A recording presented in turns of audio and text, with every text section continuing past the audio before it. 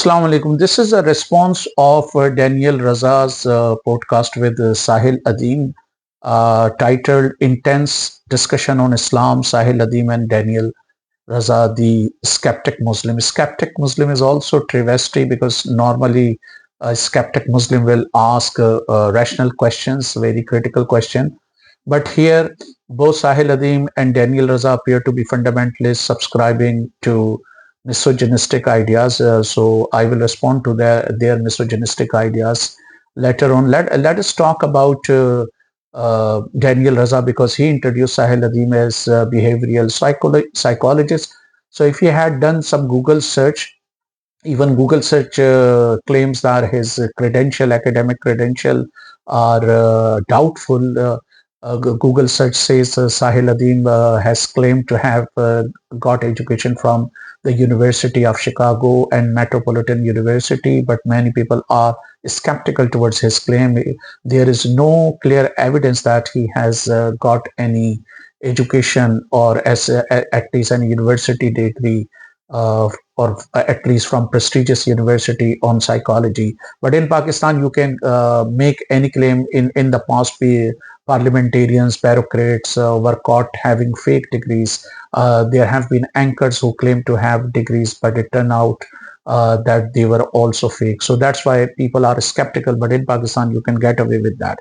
So Daniel should have done some research on Sahil Adeem before inviting and projecting a person who has been accused of resorting to outright lies and distorting history. So, for instance, he claims that Maulana Ashraf Ali Thanvi has written 1400 books.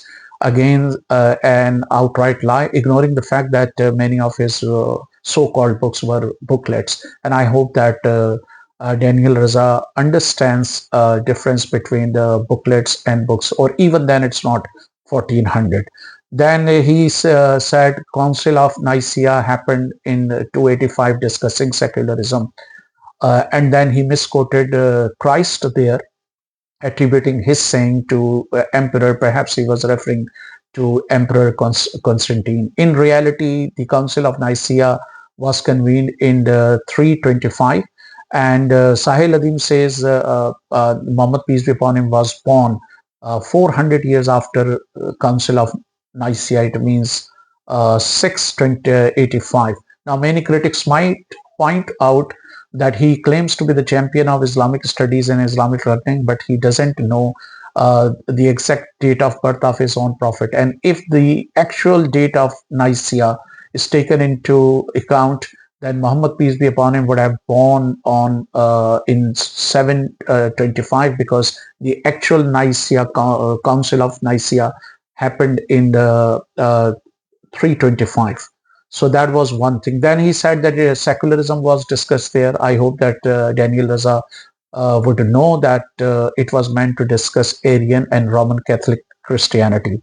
Then he distorted or attributed the saying of Prophet Christ, Hazrat Isa, render to Caesar what is Caesar's and to God what is God, to the emperor. This is even a student of first year honors in Christianity or theological studies would know that this is the saying of Christ, not that of any emperor. Then Sahil Adeem also claims that 85% of the world's population or inhabitants lived under Hazrat Umar. Again, an outright lie.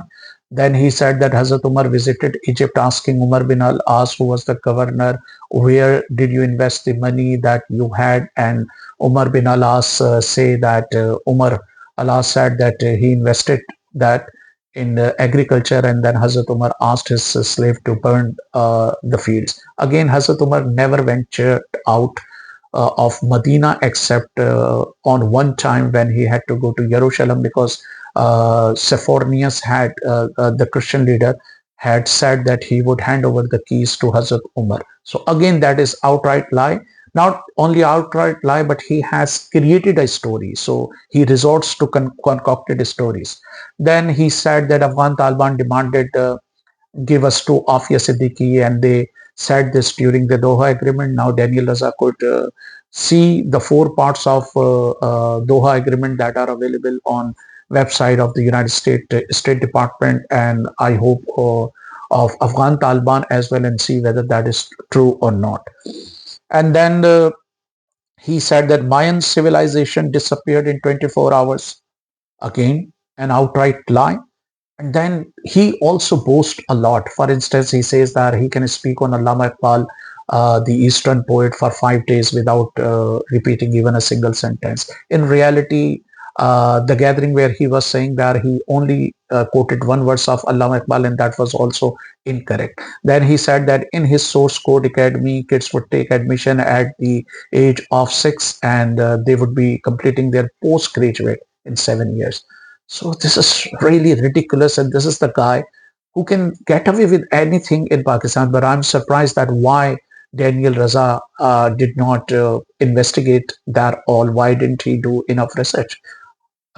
Ironically, he has named his channel Skeptic Muslim, which is the travesty of the name, because a skeptical person should do research. He should be very skeptical. Daniel Raza himself has mentioned his academic credential, that graduating from Harvard University and Tufts University. But the same cannot be said about Sahil Adeem. He should have asked him when did he complete his education, what was the subject, what was the area of specialization. Now come to those misogynistic ideas of Daniel Raza and Sahil Adeem. Both appear to be subscribing to conservative interpretation of Islam. Many might describe them as fundamentalist because their approach towards women, their approach towards women seems to be very conservative, very orthodox, or in some ways even retrogressive. So Daniel Raza believes that if women rule over a country, then it would plunge into devastation and destruction. It means that women are not capable of ruling.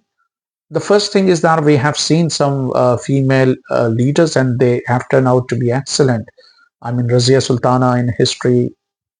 We have some Egyptian queens as well. We have Queen Catherine, Queen Mary, Elizabeth, Victoria. There have been quite a few women. Margaret Thatcher in modern time, Indira Gandhi, under whose government Pakistan had to face a humiliating defeat. So we have seen that they are capable of. So that is from secular point of view, but even from an Islamic point of view, there are many who believe that the first and the most important thing to be a ruler is to be pious, honest, transparent, and not liar. Now the question is piousness a monopoly of man? Can women not be pious? Can they not be honest? Can they not be transparent? Can they not be incorruptible? So if women can be honest, if they can be pious, if they can be transparent, why can't they be ruler? There is no scientific evidence suggesting that they are inferior. But another fundamentalist, Sahil Adeem, declared man Qawwam, and in a way giving impression that men are superior to women. So this is very conservative interpretation of Islam. There are Muslim feminists who said that God declared al-insan as the deputy of God. And al-insan is a term which can be used for men and women both. So if al-insan means human beings, so does it mean that women are not human beings? Only men can be ruler, women cannot be rulers? So these are the misogynistic ideas that people like Daniel Raza, Sahil Adeem, Kaisar Ahmed Raja, Muhammad Hijab, and others, are propagating, and they are offering a conservative interpretation of Islam. So the question is that if al-insan is human being, then man and women can both be the ruler of a Muslim country, and they are absolutely wrong when they claim that this is not the case.